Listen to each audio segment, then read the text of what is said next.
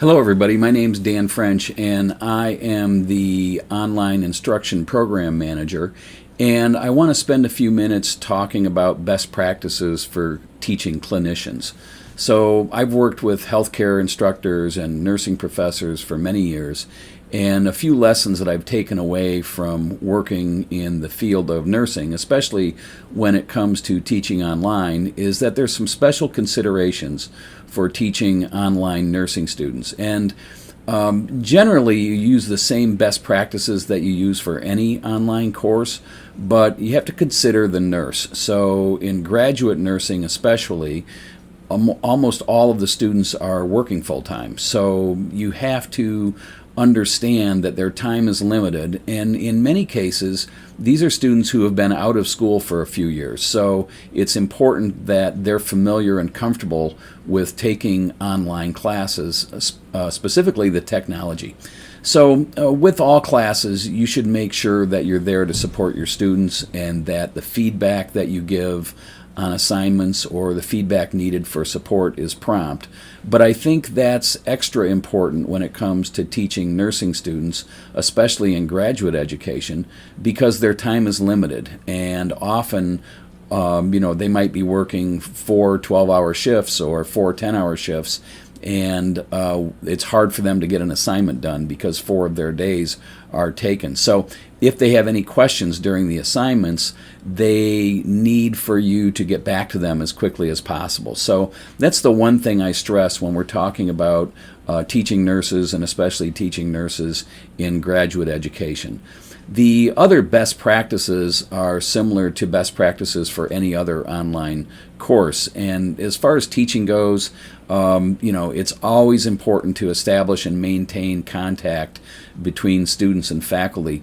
When it comes to nursing education, especially in a graduate situation, many of the nurses, as I've already said, have been away from school for a while, and they often lean on each other for help. So the cohort of nursing students is generally a closer cohort than perhaps an online class where there might be 40 students in an undergraduate class. In nursing graduate classes, oftentimes the numbers are a lot smaller, and those students like to get close together so they can help each other on projects. So group work's important, and it's important when you design your class that you build in tools for group work, but also you build in tools for group communication. So you might employ something like the chat tool in Canvas. It's a synchronous tool, but it can be used asynchronous as well.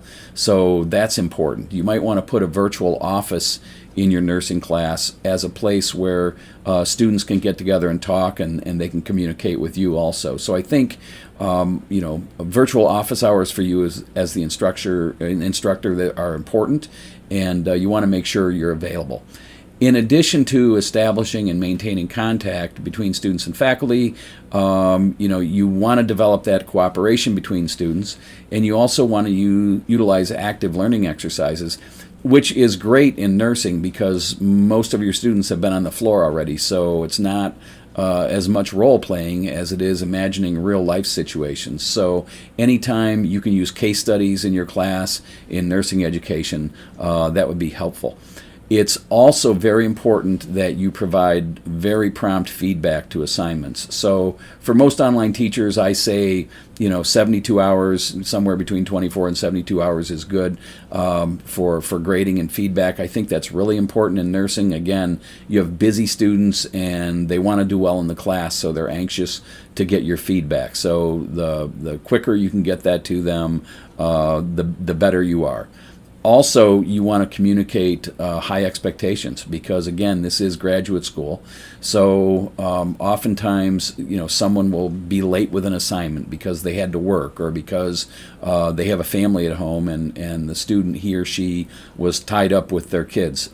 Even though that is the case, and sometimes those can be legitimate excuses, this is graduate education. So it's important that time on task is emphasized and that students know they have to stick to their deadlines.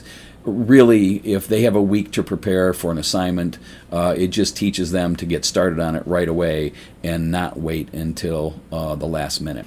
So finally, the other thing I would suggest is to respect diverse talents and diverse ways of learning. So some students do well reading long assignments, long chapters, and other students don't do very well. They're short attention span students, or they need their material broken up into chunks. So when you put assignments together in your online class, be mindful of diverse learners and make sure you mix up the types of assignments that you have so everyone has a chance to do well in the class.